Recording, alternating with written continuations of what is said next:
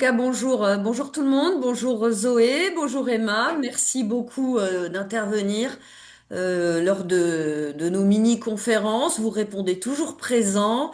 Et puis je laisse la parole à la présidente de la commission des centres équestres, Gaëlle, qui va vous présenter le sujet et je suis à votre écoute, bien concentrée. Eh ben, merci beaucoup. Merci déjà à Zoé et Emma de participer à notre mini-conférence. Du coup, je vais vous laisser la parole pour nous parler un petit peu de tout ce qui est un petit peu de communication digitale et tout ce qui peut servir aux différentes structures pour permettre la communication. Merci. On va vous partager la présentation. Hop, non. Euh, Est-ce que tout le monde voit bien l'écran? Oui. Super. Donc effectivement, je suis donc avec Emma Laondès. Nous sommes toutes les deux membres du service communication. Pour ma part, je suis responsable du service com. Et Emma, elle est en charge du pôle développement. Donc c'est vraiment le pôle avec lequel les clubs sont, en tout cas vous êtes susceptibles d'interagir le plus, puisque c'est le service support qui s'occupe de toutes les opérations de développement que sont voilà, Cheval de Pâques, la fête du poney ou encore les journées du cheval. Mais aussi du Generali Open de France, de tout ce qui est envoi de newsletter. Donc voilà, c'est vraiment le service qui est le plus en lien avec les interlocuteurs qui sont sur le terrain et qui sont dans les clubs. Donc, on a une visio lundi. À la base, on nous avait demandé une thématique proche de ce thème. Donc, je vous inviterai plutôt à aller sur la visio lundi pour avoir les infos sur les opérations de printemps. Et avec Emma, on s'est dit que ça pouvait être intéressant, voilà, de refaire un point sur la stratégie de communication et quels sont les outils qui sont à votre disposition aujourd'hui pour faire votre promotion et attirer des nouveaux cavaliers dans votre club ou fidéliser les cavaliers actuels. Donc l'objectif un petit peu de cette présentation, ça va être de comprendre un petit peu les bases d'une stratégie de com efficace, d'identifier les bons outils et puis de maîtriser aussi tout ce qui est règles d'usage. Voilà, en plus de tous les outils qui sont mis à la disposition par la fédération, en tout cas qui sont mis à votre disposition. Pour bien comprendre un petit peu le contexte et aussi pourquoi aujourd'hui la communication, c'est quelque chose de primordial pour nos activités, c'est qu'on est dans un contexte où on subit un petit peu de plein fouet la baisse de la natalité, on a un contexte sociétal et économique qui n'est pas très favorable à la pratique sportive et encore plus à la pratique de l'équitation, telle qu'on l'imaginait sur du recrutement de primo-licenciés et donc de jeunes enfants. Donc on constate une baisse vraiment des licences de moins de 15 ans. En revanche, que ce soit à travers les chiffres dont on dispose à la fédération et à travers les résultats de l'enquête qu'on a menée avec l'Institut Cantar l'année dernière, on se rend compte qu'il y a un vrai engouement chez les adultes et une progression sur ce segment de population des plus de 30 ans. Donc l'idée, c'est de voilà, développer une communication pour quand même continuer à arriver à recruter des enfants, puisque ce sont les adultes cavaliers de demain et puis d'être peut-être un peu plus attractif pour les adultes. On a une vraie carte à jouer parce que les attentes du public, et ça c'est démontré dans l'enquête Kantar, c'est vraiment se reconnecter à soi, se faire plaisir et évoluer en pleine nature. Donc aujourd'hui, on a quand même toutes les cartes en main dans les centres équestres et les poney clubs pour répondre aux attentes du public et des Français. Et donc l'objectif, ça va être de développer une image positive du cheval et de l'équitation hein, pour recruter des nouveaux cavaliers et fidéliser un petit peu les cavaliers actuels que vous avez déjà dans vos structures. Deux points qui nous semblaient importants aussi à rappeler dans le contexte, c'est vraiment que l'accueil au sein du club et la communication digitale sont particulièrement à soigner. Dans l'enquête Kantar, on s'est intéressé notamment sur ce qu'on appelle la population intentionniste. Donc, ce sont des gens qui s'intéressent à l'équitation et qui envisagent de commencer à monter à cheval, qui ne sont pas cavaliers, mais qui envisagent de commencer à monter à cheval dans l'année. Et parmi ces intentionnistes, il y en a 50% dont le premier réflexe pour prendre de l'information va être d'aller dans le club. Donc, vraiment, le côté accueil au sein du club, affichage, etc., il est vraiment très important. Et on en a également 32% qui déclarent chercher des informations directement sur le site internet du Poney Club ou du centre équestre. D'où l'importance d'avoir à la fois un affichage clair au sein de sa structure, mais aussi d'avoir un site en ligne ou une page Google My Business, on en parlera avec Emma, bien à jour. Deux autres points aussi qui sont pas à négliger, c'est que le bouche à oreille et les avis et les commentaires sur les sites internet sont aussi importants. Donc voilà, il y a cette notion un petit peu de réputation et de e-réputation, on appelle ça. C'est la réputation qu'on va avoir en ligne, qui est importante parce qu'elle peut influencer le public qui est pas encore cavalier, qui vous connaît pas encore, mais qui voudrait se renseigner sur vos activités. Donc, une fois qu'on a fait ce constat, il y avait deux autres petits points qu'on souhaitait vous rappeler, parce que ça, c'est vraiment transversal à toutes les actions de communication, que ce soit la création d'affiches, de visuels pour votre club ou de la communication digitale. Vous avez deux choses qui sont très importantes à respecter, c'est le droit à l'image et les droits d'auteur. Le droit à l'image, en gros, c'est bien s'assurer qu'on a les droits, que la personne est d'accord pour qu'on utilise son image pour faire la promotion du centre équestre. Donc, c'est l'idéalement avoir une attestation de droit à l'image que vous pouvez faire signer.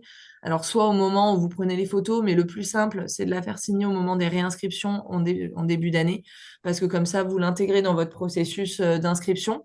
Et un petit point d'attention, si c'est des enfants, il faut bien avoir les signatures des deux parents, des deux représentants légaux. Et après, il y a les droits d'auteur. On voit souvent des cavaliers ou même parfois des clubs, ça arrive, hein, prendre un petit peu des screenshots, enfin des captures d'écran, de photos de photographes avec le copyright, des choses comme ça. Ça, attention, parce que du coup, vous, en tant qu'entreprise, vous êtes attaquable si vous ne respectez pas les droits d'auteur. Quand des photos viennent d'un photographe qui soit amateur ou professionnel, il faut bien s'assurer qu'il est d'accord pour vous céder ces images. Alors, sauf si vous les avez achetées, ça c'est un petit peu différent. Et puis ensuite, et ça c'est inhérent, même si vous les avez achetées, à bien penser à mentionner le crédit sur l'image ou sur l'affiche quand vous allez la publier pour voilà, garder la trace de l'auteur de la photo. Donc ça, c'est les petits points juridiques qu'il faut garder en tête un petit peu de manière transversale, que ce soit pour de l'affichage, voilà, même au sein du club, c'est important parce que si la personne qui a pris la photo ne voit pas son nom mentionné, elle peut se retourner contre vous. Alors, toujours en lien avec l'image et peu importe le réseau social sur lequel vous allez publier les photos, nous, on tient à souligner l'importance de véhiculer une image positive de votre établissement et de l'équitation, de l'équipe enseignante. Pour ça, on vous demande une attention assez particulière sur les photos que vous allez choisir de diffuser. Bien sûr, le port du casque, c'est vrai que parfois, on voit beaucoup de cavaliers sur des shootings qui, pour faire joli, retirent le casque. Ça, pour des notions de sécurité, en tout cas, en tant que club, vous ne pouvez pas promouvoir ces photos-là. On vous demande aussi à faire attention sur les attitudes et les expressions faciales des chevaux.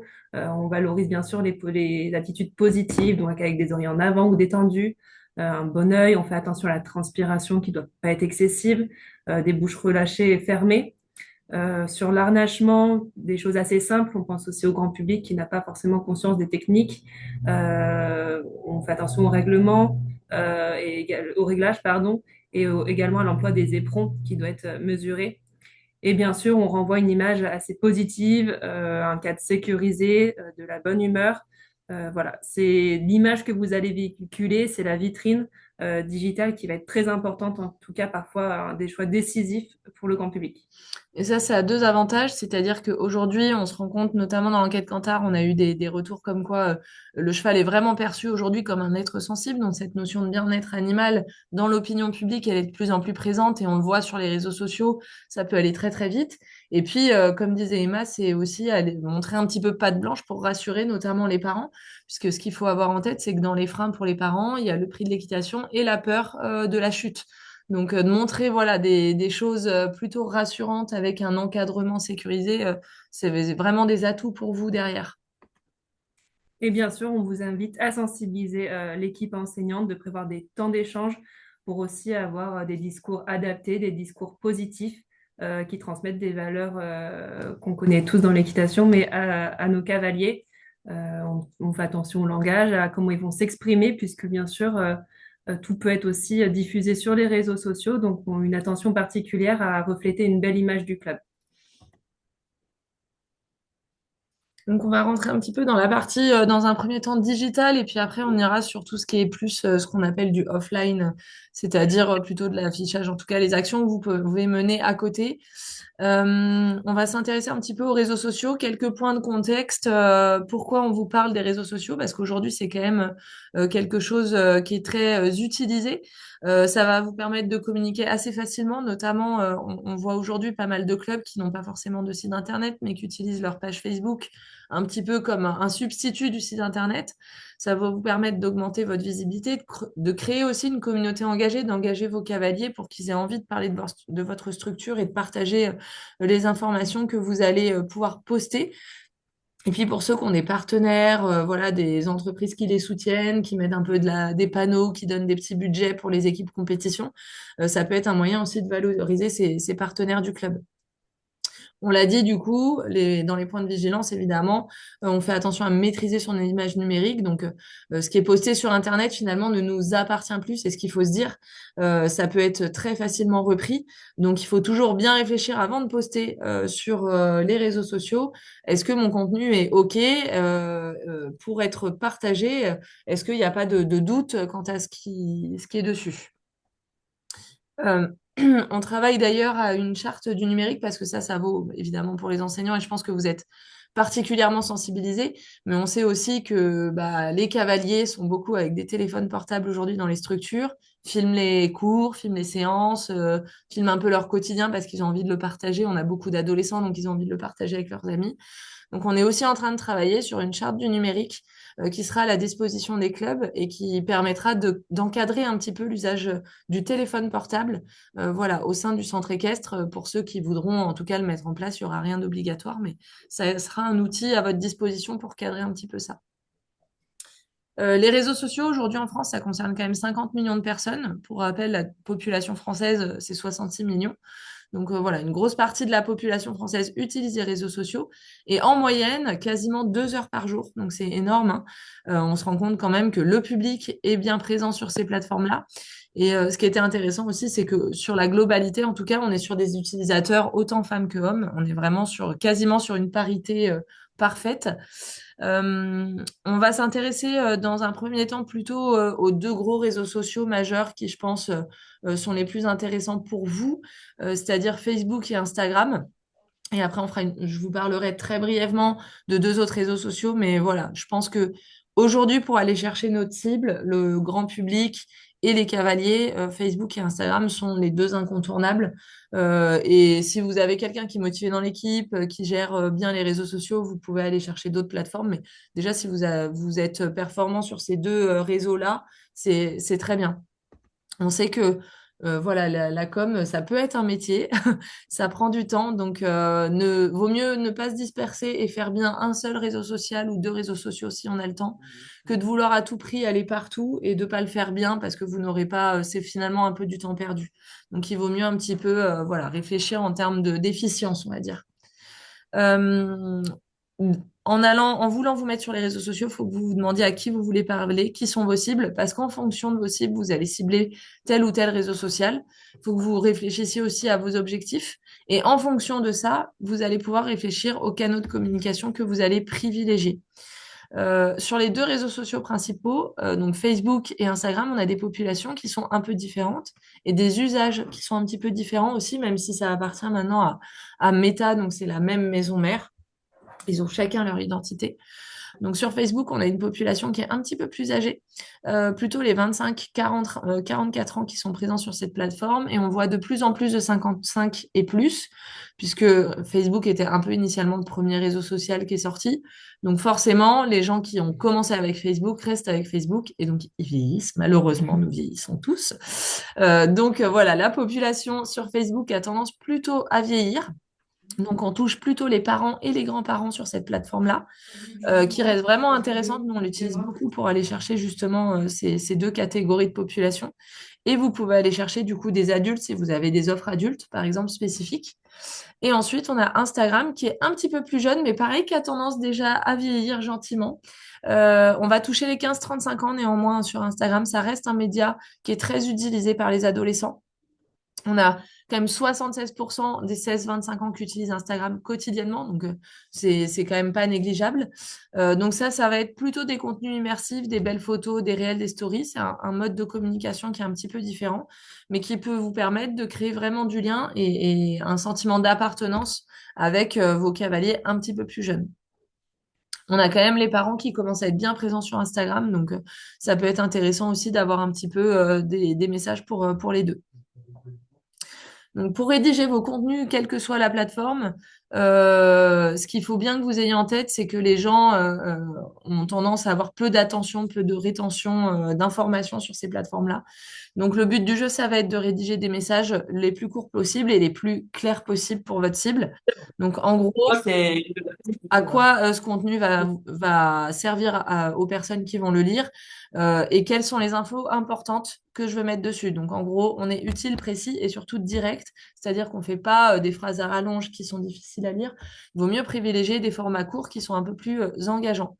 Et après, vous pouvez créer des émotions positives, donc plutôt valoriser le plaisir que vont avoir les cavaliers à venir chez vous, des moments plutôt de joie et voilà de positif qui se passe dans le club.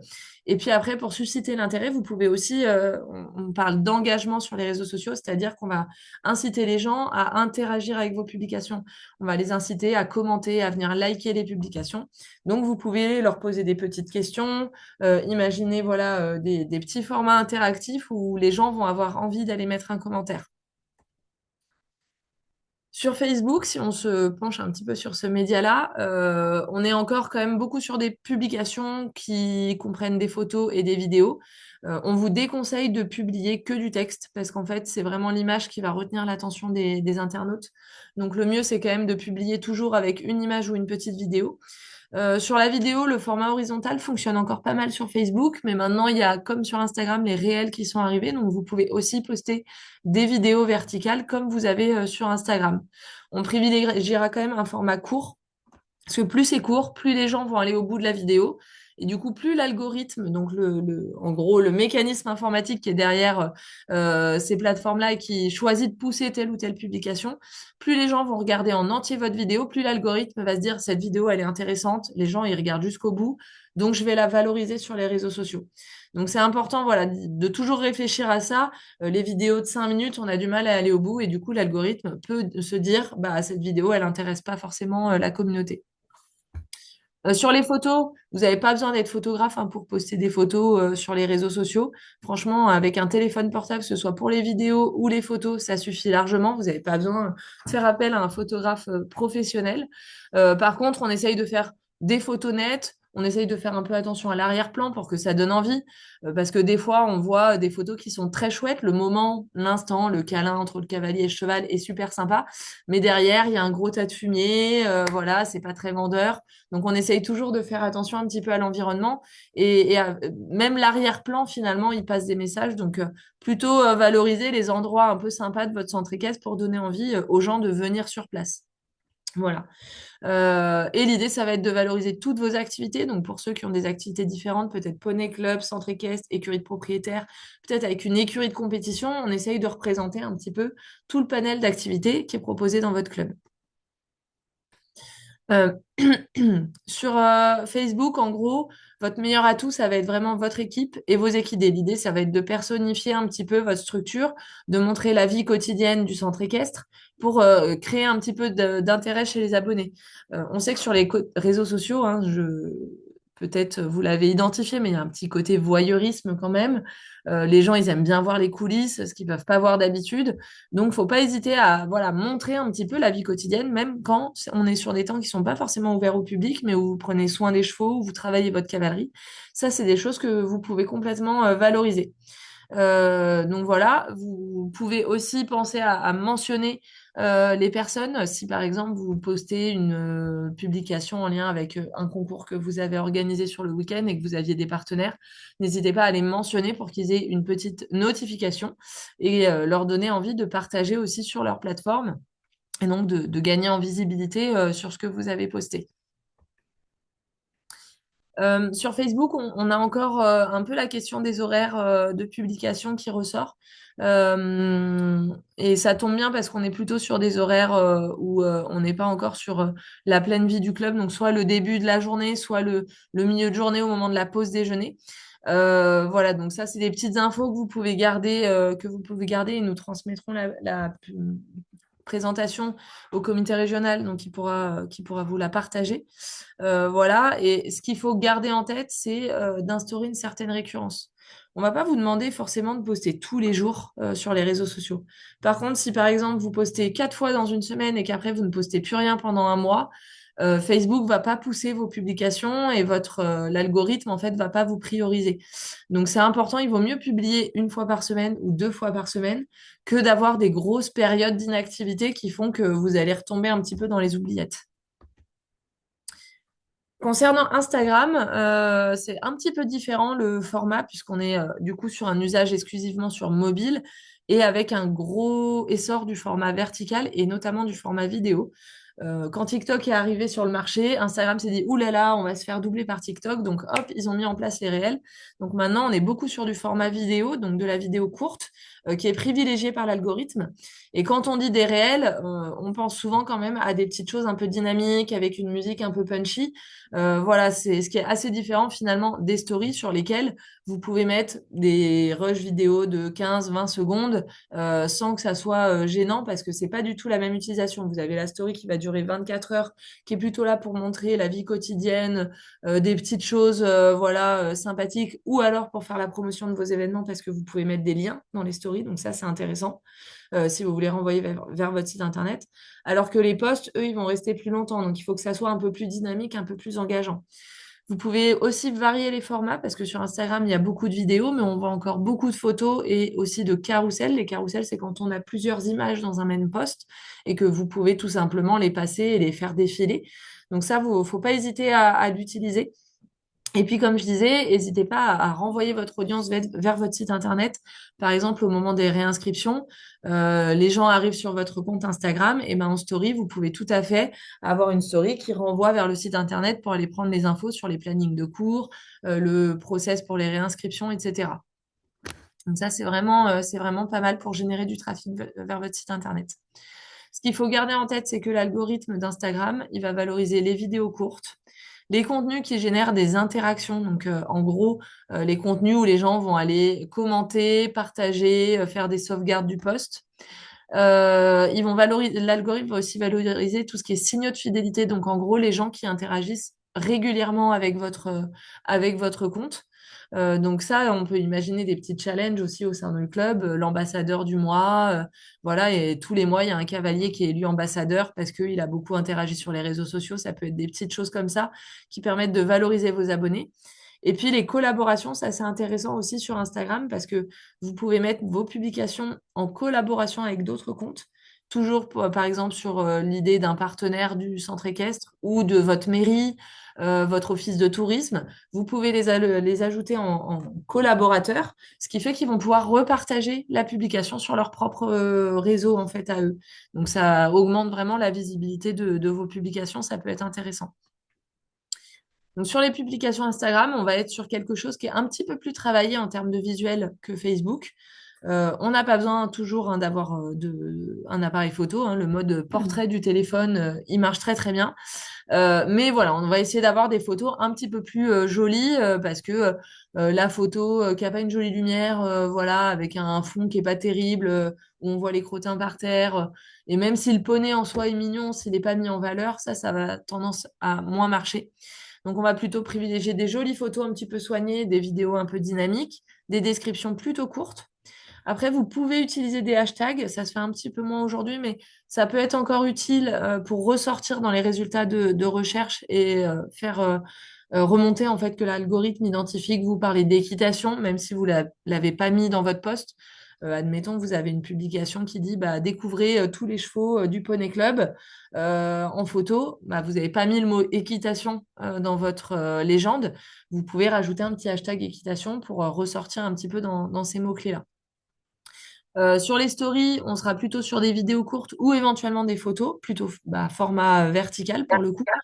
C'est vraiment la story, ça va être le truc un peu authentique qui n'a pas vocation à rester tout le temps sur votre compte, mais sur lequel vous pouvez partager plus de volume, faire vivre en immersion la journée sur votre concours, suivre vos petits cavaliers quand ils sont en concours, par exemple.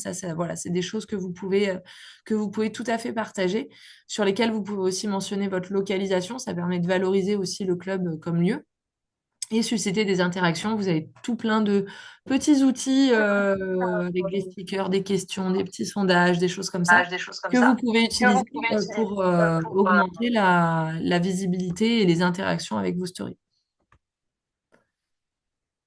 Sur ces deux réseaux sociaux, il y a des choses qui sont intéressantes, c'est qu'on peut programmer. Si par exemple vous vous dites, bah, cette journée-là, j'aurai pas du tout le temps de poster, mais il faut absolument que je partage le programme de mes vacances, et ben vous pouvez programmer sur un jour où vous avez un peu plus le temps, vous pouvez programmer des publications. Donc sur l'ordinateur, vous pouvez aller sur votre page et là vous avez Meta Business Suite qui regroupe à la fois Facebook et Instagram si vos comptes sont liés. Et sinon, vous avez aussi des outils pour programmer directement sur Instagram. Vous pouvez programmer des réels, des publications, des stories. Donc ça, c'est assez pratique. Vous le faites directement depuis votre mobile. Voilà, vous avez la petite vidéo qui défile. Vous mettez suivant et en fait, on peut programmer la publication. Il vous propose de le partager maintenant ou de le programmer. Donc voilà, c'est assez facile d'utilisation et ça vous permet de ne pas être non plus tout le temps connecté.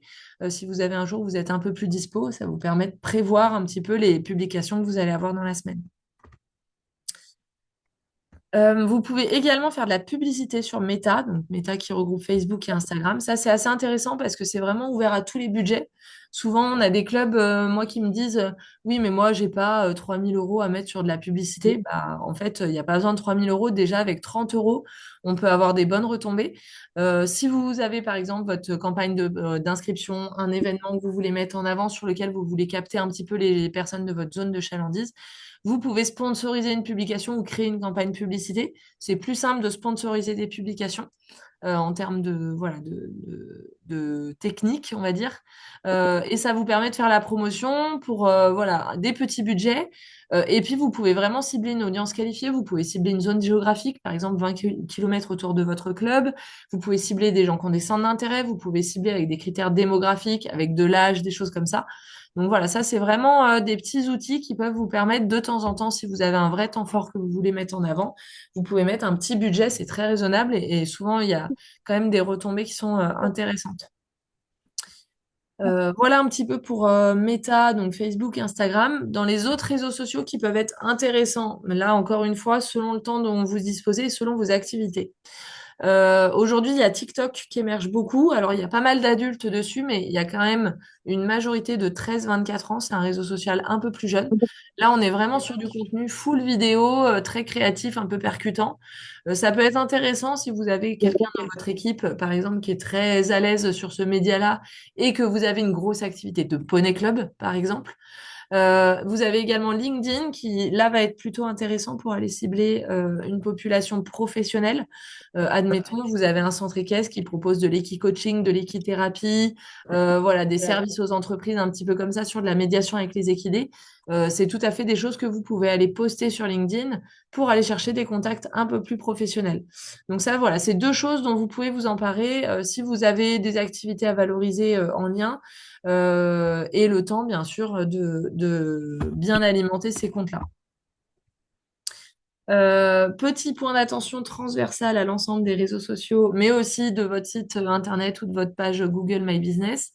C'est important d'aller répondre aux commentaires. Ça montre que vous vous préoccupez des gens qui viennent sur vos réseaux sociaux et qui mettent des commentaires et que vous les prenez en considération. Donc, même quand on a des commentaires négatifs, on essaye d'aller y répondre. C'est pas toujours très agréable de recevoir des commentaires négatifs. Il faut quand même rester ouvert à l'échange. Quand vous recevez un commentaire négatif, soit vous avez plusieurs solutions. Soit il est quand même, voilà, il est négatif, mais il reste constructif et vous sentez qu'il y a la possibilité d'échanger avec la personne. Vous pouvez soit y répondre, soit proposer un échange par message privé, par exemple, ce qui permet de sortir le débat avec la personne de la sphère un petit peu publique, on va dire. Et puis, vous pouvez masquer ces commentaires négatifs, c'est-à-dire que, en fait, les gens qui ne sont pas amis avec la personne ne verront pas le commentaire. Donc, ça limite un petit peu aussi l'effet boule de neige bah voilà, les gens prennent un peu du courage. Quand il y a déjà 2 commentaires négatifs, bah, les gens, ils ont plus de facilité à aller mettre un commentaire négatif aussi. Et l'inverse est vrai aussi pour les commentaires positifs, hein. Également, quand vous avez des commentaires, par contre, là, qui vont être sur injurieux, agressifs, des messages haineux, ça, vous avez complètement le droit de supprimer. Et si derrière, on vient vous en reparler, vous pouvez justifier en disant, bah voilà, sur la page, on veille à un langage bienveillant, et donc, on supprime tous les commentaires qui seraient vraiment trop agressifs ou harcelants, par exemple, pour des personnes. Donc ça, c'était un petit point sur les commentaires, voilà. Maintenant, je vais passer la parole à Emma, parce que moi, je viens des réseaux sociaux, donc j'étais plutôt à l'aise pour vous en parler. Emma, elle maîtrise très bien tous les outils, les autres outils qui sont à votre disposition pour faire votre communication. Donc, je laisse prendre le relais. Alors, moi, je vais vous parler d'un autre canal de communication qui est assez stratégique et qui peut être facilement mis en place dans votre club. Pardon, on change de webcam. Alors, un premier point pour la newsletter, un de ses atouts principaux, ça va être de fidéliser vos cavaliers ou même leurs proches. Si vous avez des cavaliers mineurs, vous pouvez directement écrire à leurs parents. Ça peut créer un rendez-vous, c'est-à-dire qu'un envoi mensuel peut être très apprécié et peut permettre de conserver du lien en dehors des périodes où les cavaliers ne sont pas au club. Vous pouvez également vous en servir ponctuellement pour valoriser ou booster des inscriptions, que ce soit pour un stage, pour un concours.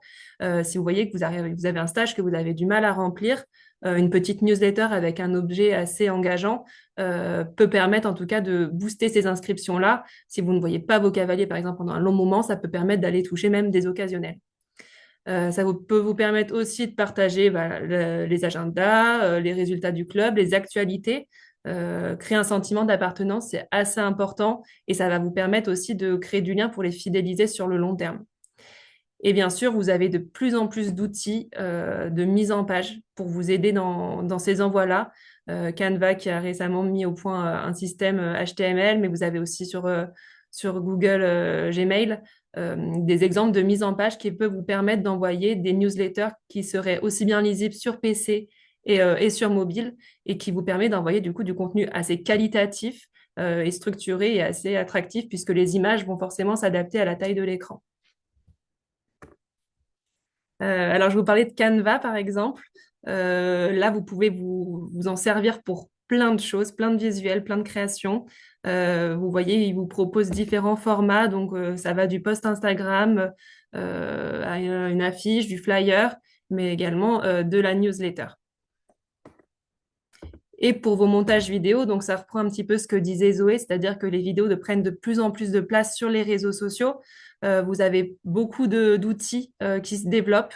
On vous a sorti InShot, CapCut. Vous avez Edit, qui est l'éditeur Instagram, qui est plutôt facile à prendre en main. Tout est assez intuitif, assez simple. Après, à vous aussi d'essayer de voir sur l'application sur laquelle vous allez être le plus à l'aise. Et bien sûr, ça peut vous permettre de créer du contenu assez dynamique. Même n'hésitez pas à demander de l'aide, soit de votre équipe enseignante si vous avez une personne qui est assez à l'aise là-dessus, soit à vos cavaliers qui pourraient être particulièrement intéressés pour vous aider à créer du contenu. Vous avez des outils qui sont à la base gratuits. Il y a des versions pro, bien sûr, avec plus de fonctionnalités, mais en tout cas, le téléchargement est gratuit et vous avez déjà accès à de larges fonctionnalités sur les versions de base qui sont gratuites. Et vous avez également, je ne vous ai pas parlé de Filmora qui est utilisé sur PC. Et ensuite, Zoé, vous parlez tout à l'heure de votre page Google My Business. Alors maintenant, ils l'ont renommée page Google Business Profile. C'est la même chose, mais ça vous permet d'être visible à la fois sur Google Maps, de faciliter la prise de contact et l'accès à votre site Internet, comme le disait Zoé. Bien sûr, il y a beaucoup de personnes qui vont se rendre directement dans votre établissement, mais vous avez aussi certaines personnes qui vont préférer aller voir directement les avis sur Internet ou tout simplement des photos, des recommandations, quelles sont vos offres. Donc, soigner cette page-là, c'est très important puisqu'elle va aussi vous permettre de remonter dans les résultats de recherche. Et puis, elle répond à plusieurs attentes qui sont très concrètes, hein, bien sûr, l'accès rapide aux informations. Une personne ne va pas vouloir passer trop de temps à chercher votre contact. Il ne faut pas que ça soit démotivant et décourageant pour vous permettre ensuite que la personne se déplace chez vous. Lire les avis et l'expérience d'autres cavaliers ou parents. Alors, je sais que certains peuvent recevoir des avis négatifs. Néanmoins, comme le disait Zoé, c'est important de prendre le temps de contacter la personne ou de répondre à ce commentaire-là, parce que ça peut avoir un impact, en tout cas de l'influence, sur ce que les autres personnes vont pouvoir lire. Et bien sûr, ça va répondre au besoin d'être rassuré des photos, une note qui est positive. Il faut savoir qu'en dessous de 3, il y a très peu de gens qui peuvent parfois oser se déplacer. Donc, n'hésitez pas en tout cas à soigner cette page-là, puisque c'est un vrai canal d'information. Et puis, sur le terrain, on a d'autres atouts pour communiquer, notamment auprès de vos acteurs locaux. Je pense principalement à la mairie, qui est votre partenaire clé pour renforcer votre ancrage local, que ce soit par de l'accompagnement sur la visibilité, sur vos événements et bien sûr l'accompagnement sur vos projets. Je vous ai listé quelques éléments que vous pouvez leur adresser, bien que j'imagine que certains d'entre vous l'ont déjà fait, mais ça peut être une présentation du club, un dossier ou une plaquette de vos offres, le calendrier annuel de vos événements, peut-être des propositions de partenariat, des photos, des actualités qui pourraient être relayées dans le bulletin municipal ou alors sur le site Internet. Vous avez également votre office du tourisme qui est très important pour toucher les vacanciers ou les cavaliers occasionnels. On a souvent des offres qui sont très concurrentielles, surtout sur des activités de plein air. Donc, n'hésitez pas à vous démarquer, à aller déposer un flyer, envoyer de belles photos. Ça peut être une belle visibilité, en tout cas, sur leur site Internet. Envoyer des calendriers d'animation, des stages, notamment ceux que vous proposez pendant les vacances. Ensuite, vous avez bien sûr les commerces de proximité qui sont des relais très efficaces pour gagner en visibilité, notamment auprès des habitants et des familles. Vous pouvez proposer des flyers, des affiches. Alors, je sais qu'ils ont une petite préférence pour des affiches qui sont de plus en plus petites, donc on essaye aussi de vous mettre sur la médiathèque des formats qui sont adaptés et qui sont différents selon vos besoins et selon les contraintes aussi que vous pouvez rencontrer. Mais voilà, n'hésitez pas à déposer une petite carte de visite ou des offres spéciales si vous développez des partenariats. Bien sûr, vous avez également les écoles qui sont un levier important de recrutement. De la même manière, vous pouvez à la rentrée déposer une présentation du club, proposer des sorties d'activités ou des interventions de votre équipe sur des thématiques diverses, une plaquette pédagogique à destination des familles sur les bienfaits de l'équitation et de la pratique. Ça peut être assez large et à discuter directement avec le directeur de l'établissement, mais ça peut être voilà, une bonne manière en tout cas de communiquer localement auprès des enfants et des familles. Et puis, comme le disait Zoé tout à l'heure, on a une vraie notion d'accueil et d'affichage qui est importante puisque on peut avoir le grand public qui peut être assez impressionné lorsqu'ils arrivent dans un club. Donc, c'est important d'afficher le planning de vos cours ou de vos activités, ou du moins qu'il soit accessible sur votre site Internet et faire du lien peut-être via un QR code sur une affiche pour qu'ils retrouvent facilement vos créneaux disponibles. Et ça, d'ailleurs, l'avantage, c'est que ça peut être actualisé régulièrement sur votre site. N'hésitez pas aussi à afficher les actualités du club, les prochains événements. Je pense notamment aux opérations de développement qu'on propose. Nous, on vous envoie des affiches. N'hésitez pas à trouver des endroits stratégiques pour les mettre. Et pour, bien sûr, vous pouvez également valoriser vos résultats, des photos des partenaires. Ça permet aussi de créer une vie de club dynamique. Ensuite, vous avez également la possibilité d'afficher vos tarifs, vos offres et même l'équipe enseignante pour créer du lien. C'est-à-dire que quelqu'un qui vient d'arriver, un débutant, pourrait déjà identifier les personnes qui peuvent lui donner cours. Et bien sûr, des règles de sécurité et de fonctionnement, le casque obligatoire, on en parlait pour les photos tout à l'heure, mais également si vous avez des consignes de circulation dans les écuries ou un autre règlement intérieur que vous souhaiteriez diffuser. Tout ça, ça peut permettre bien sûr de mettre en confiance aussi les parents, ce qui est un levier important. Et bien sûr, nous, on vous accompagne par des outils. Je vous parlais de la médiathèque tout à l'heure. C'est vraiment l'endroit où vous allez retrouver tous les documents pédagogiques, promotionnels et institutionnels, que ce soit pour des opérations de développement, mais aussi des thématiques variées dont vous pourriez avoir besoin toute l'année.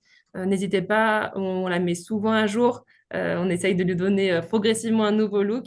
Mais en tout cas, c'est assez utile pour retrouver tous les supports dont vous avez besoin. Il y a de plus en plus de supports qui sont personnalisables puisque notre volonté, c'est vraiment de s'adapter à tous les établissements, notamment même parfois au niveau des choix des dates. On vous laisse de quoi les personnaliser puisque c'est qu'on a beaucoup de demandes de la part de plus en plus d'établissements de pouvoir avoir la main sur certains visuels.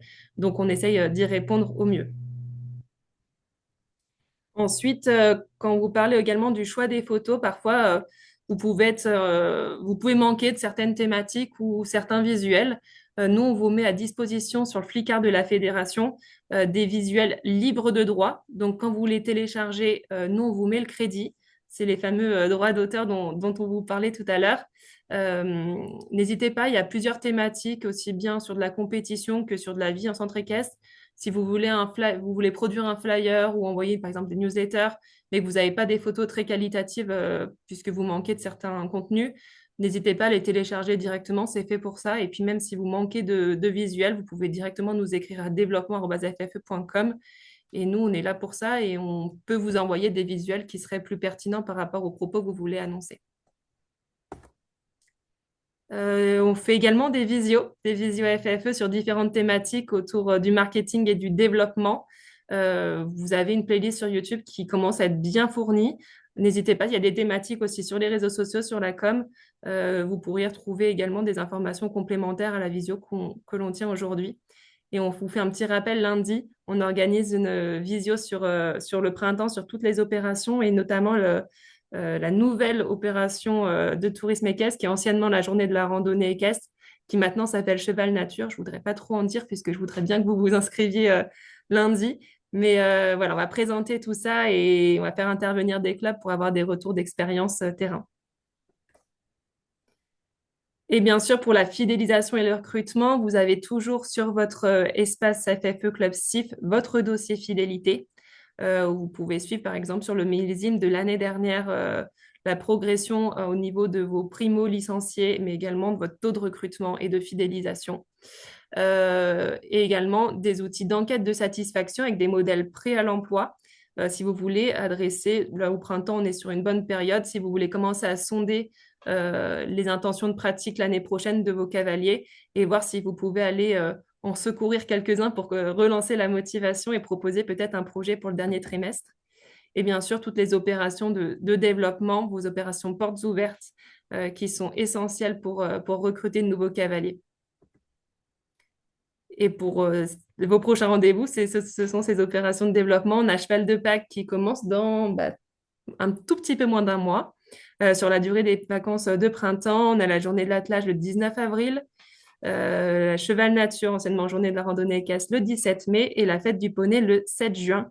Et toutes ces opérations-là, elles sont déjà ouvertes sur tousacheval.ffe.com, qui est notre plateforme grand public sur laquelle nous, on communique au niveau national et qui vous permet à la fois de bénéficier de la visibilité sur la carte interactive. Et dès que vous êtes inscrit, vous recevez sous quelques semaines le kit de communication personnalisable pour accueillir au mieux le public et vos visiteurs.